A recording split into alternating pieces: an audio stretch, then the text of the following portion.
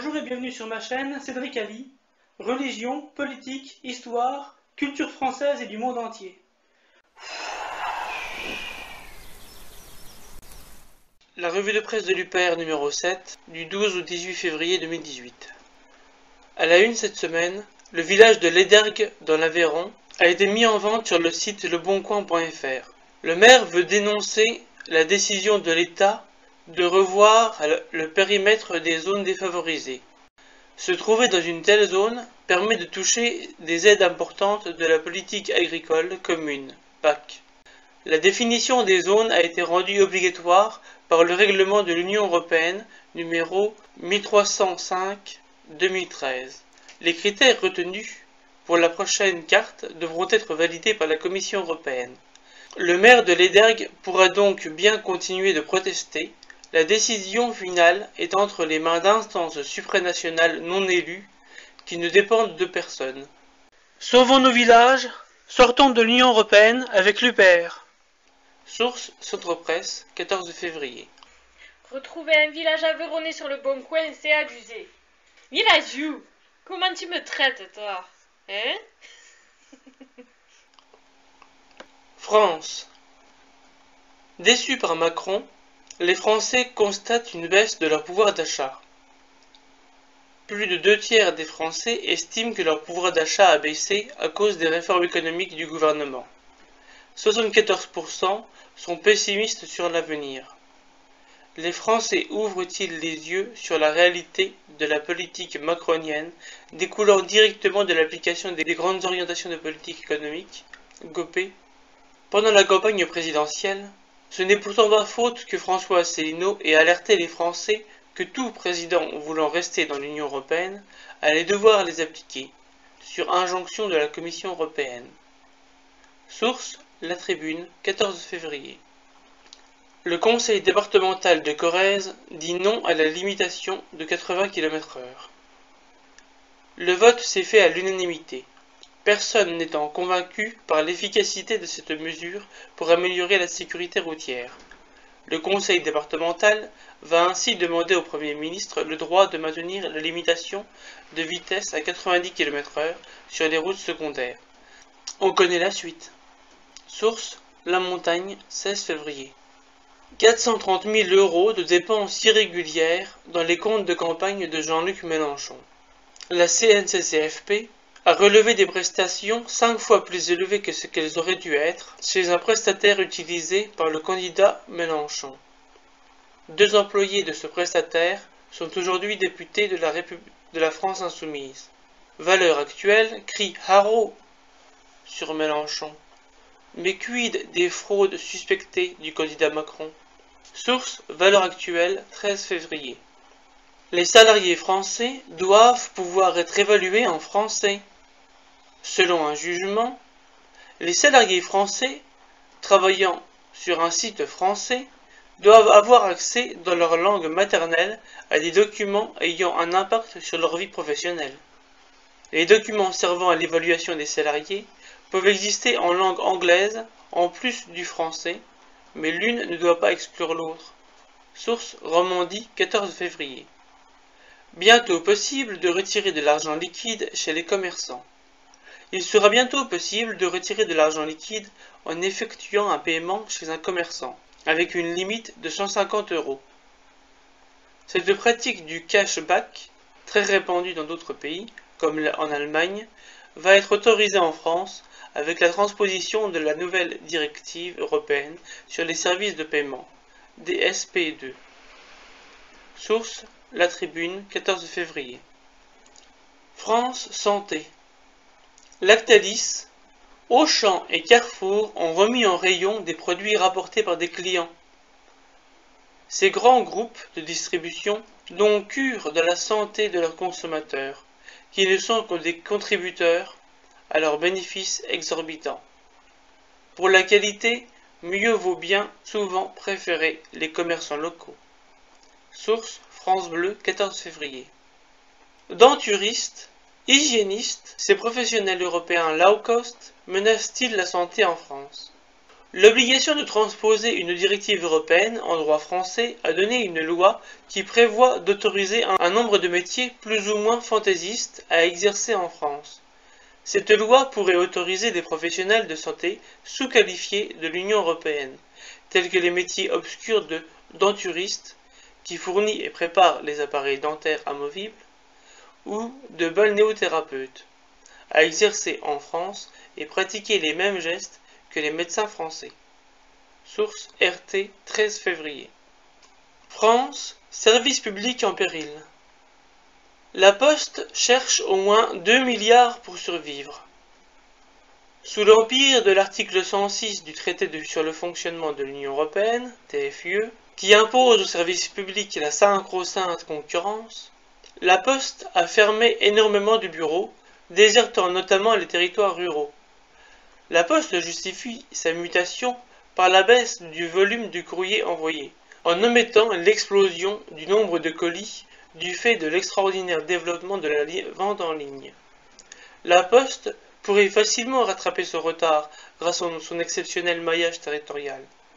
Mais la philosophie de l'Union européenne l'oblige à suivre une logique propre au secteur privé, tout en investissant dans des domaines comme la banque ou l'assurance, qui ne sont pas sa fonction première. Et aussi la téléphonie, la surveillance de personnes âgées, et faire passer le code, et bientôt, ils vendront des carottes au marché. Bref, du grand n'importe quoi. Source BFM TV, 12 février. Réforme ferroviaire vers un Big Bang à la SNCF? L'ouverture à la concurrence imposée par l'Union européenne devra impérativement se produire en France au plus tard à la fin de 2019 pour les TGV et en 2023 pour les trains régionaux. Les régimes spéciaux des cheminots seraient abandonnés afin de rembourser la dette de la SNCF.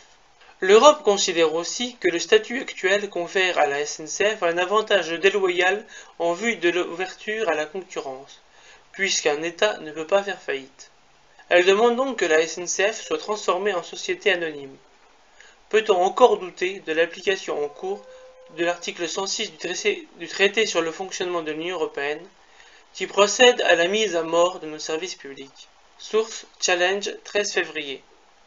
Sceaux local, détenteur des pages jaunes et de Mappy, va supprimer 1000 postes. Une mort programmée pour cet ancien service public français, livré au privé et maintenant incapable de concurrencer le géant Google, qui propose le même service gratuitement. Au sein de l'Union européenne, la France n'a pas les outils pour défendre les entreprises numériques françaises de l'invasion américaine. Source France Inter, 13 février. France, désertification rurale. Cosne-sur-Loire, la maternité ferme définitivement. Il faudra désormais 1 heure de route jusqu'à Nevers pour accoucher. Plaignons les futures mères. Le service public est à nouveau sacrifié sur l'autel de la rentabilité et la désertification rurale est en marche. Source France 3, 15 février. Maternelle et école rurale risquent de payer le prix des CP et CE1 à 12 élèves. La réforme du CP et des CE1, mise en place par Emmanuel Macron, entraîne création et suppression de postes. Afin que les effectifs puissent être réduits dans les zones prioritaires, les classes de zones rurales et prétendument favorisées seront supprimées. En pratique, c'est la politique de la désertification rurale qui continue, car cela signifie, pour les élèves concernés, un accroissement du nombre de kilomètres à parcourir afin de rejoindre leur école. Source France Info, 15 février. France, perte d'emploi. Entre 2006 et 2015, l'industrie manufacturière a perdu 27 300 établissements employeurs et 530 salariés. Le résultat de notre appartenance à l'Union européenne est catastrophique. Une monnaie surévaluée et l'article 63 du traité sur le fonctionnement de l'Union européenne, TFUE, qui facilite les délocalisations, mettent à mort tout le patrimoine industriel de la France. Source INSEE, 14 février. L'État s'alarme du manque de protection des fleurons industriels français. La France s'aperçoit qu'elle est totalement vulnérable au pillage perpétré par les investisseurs étrangers et va supplier la Commission européenne de préparer un règlement sur les investissements étrangers. L'article 63 du traité sur le fonctionnement de l'Union européenne, TFUE, sera néanmoins toujours là, gravé dans les traités, et continuera à livrer les fleurons et joyaux français aux intérêts financiers étrangers. L'État a perdu ses capacités d'agir pour le plus grand bénéfice des intérêts privés. Source Le Monde, 16 février. Suppression de 409 postes chez Castorama et Brico Dépôt. C'est un scénario maintenant bien connu. Suppression de postes, augmentation des dividendes pour les actionnaires, délocalisation au sein de l'Union européenne. Tout cela est permis et facilité par l'article 63 du traité sur le fonctionnement de l'Union européenne, TFUE, qui a inscrit dans le marbre la libre circulation des biens et des services. Source Ouest France, 13 février.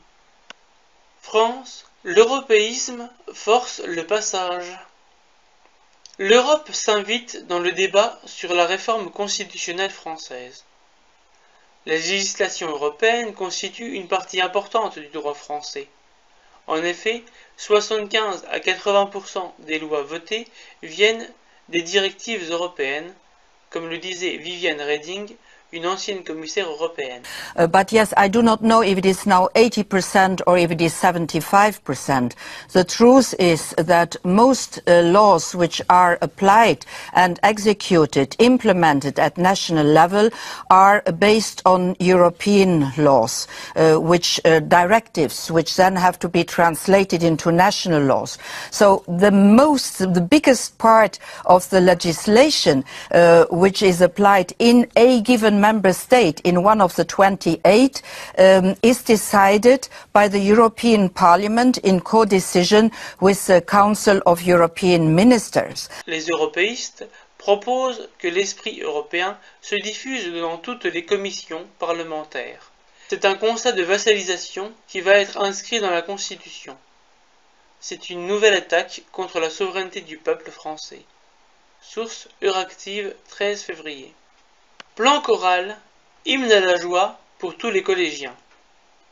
La propagande européiste continue à s'infiltrer dans notre système éducatif. Sous couvert de plan choral, l'hymne européen sera appris par les collégiens en plus de la Marseillaise. Source servicepublic.fr, 13 février. Allons enfants de la patrie, le jour de gloire est arrivé. Contre nous de la tyrannie, l'étendard sanglant élevé. Entendez-vous dans les campagnes, mugir ces féroces soldats. Ils viennent jusque dans nos bras, égorger nos fils et nos compagnes. Bon, on va arrêter le massacre, hein.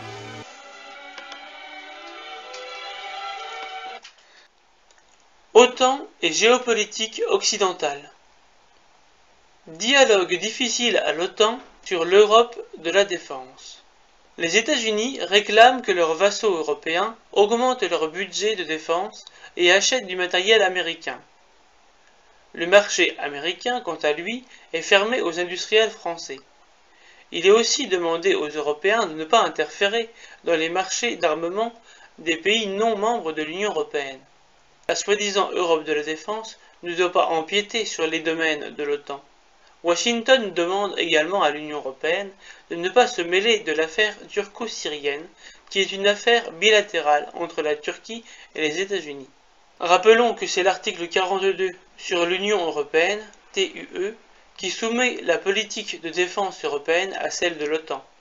Source Orange, 13 février. Nota bene. Entre le moment où l'article a été listé et la publication, le titre de l'article sur le site d'Orange a été modifié pour supprimer la mention d'un dialogue difficile à l'OTAN. L'ancien titre ne devait pas être politiquement correct, semble-t-il. Nouvelle gifle pour Macron. Washington obtient des Européens qu'ils acceptent d'obéir à l'OTAN et à l'OTAN seule. Mention toute spéciale aux bonimenteurs professionnels, au premier rang desquels le président de la République, qui ose faire croire aux Français que la construction européenne aurait pour but de faire contrepoids aux États-Unis. Source UPR, 15 février. Puisque Macron veut lutter contre les fake news, des fausses nouvelles, les fake news, comme on le dit dans le monde anglo-saxon. l'UPR lui demande de tirer les conséquences des aveux venus de Washington au sujet de la Syrie, en faisant son mea culpa et en retirant nos troupes de Syrie. Le secrétaire américain à la Défense, puis Macron lui-même, ont reconnu qu'il n'y avait pas de preuve de gazage chimique du peuple syrien par le gouvernement de Bachar el-Assad.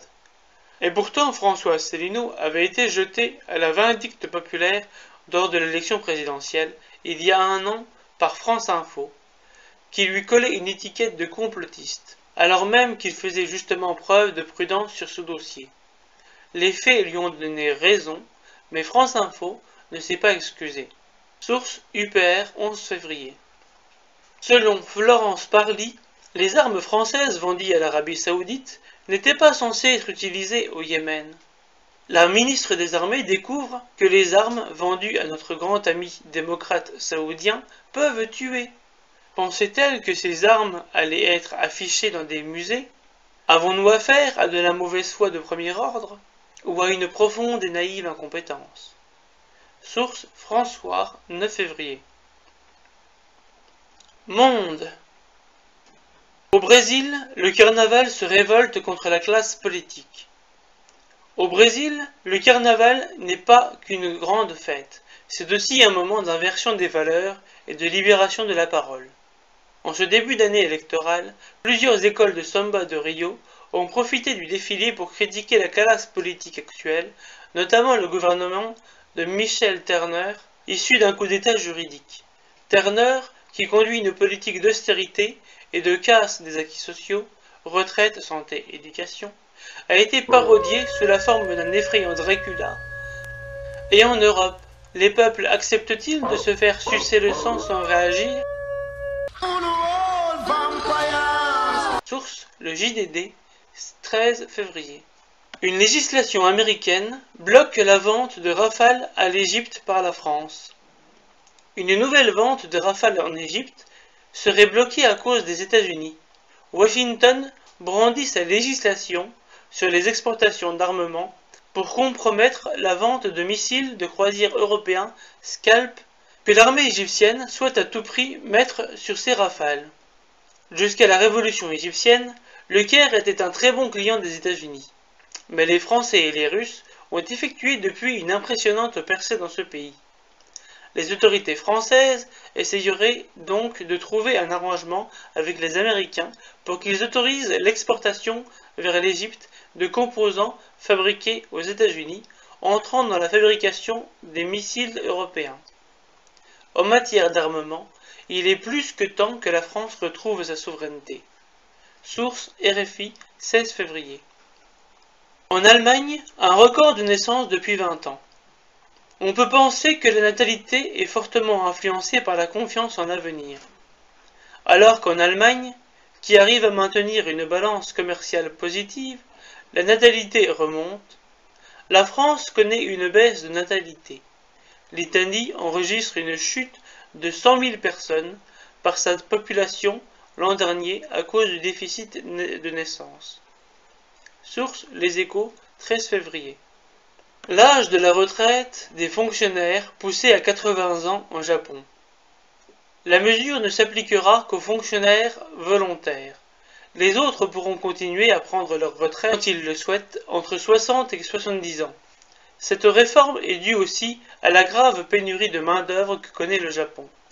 Les employeurs n'arrivent pas à embaucher à cause de la dénatalité. Il n'y a pas assez de jeunes pour remplacer les personnes âgées partant à la retraite. Source RTBF, 12 février.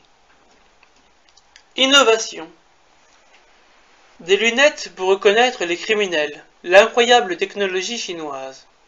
Le système est capable d'identifier une personne en 100 millisecondes en utilisant une base de données comprenant 10 000 profils à haut risque. La traque de chaque individu par reconnaissance faciale, imaginée dans le film Minority Report, ne sera donc bientôt plus une science-fiction. C'est la porte ouverte à toutes les dérives totalitaires. Les individus perdent maintenant aussi leur droit à l'anonymat dans leurs déplacements. Source Le Temps, 11 février. Son of Concorde, de New York à Londres en 3 heures.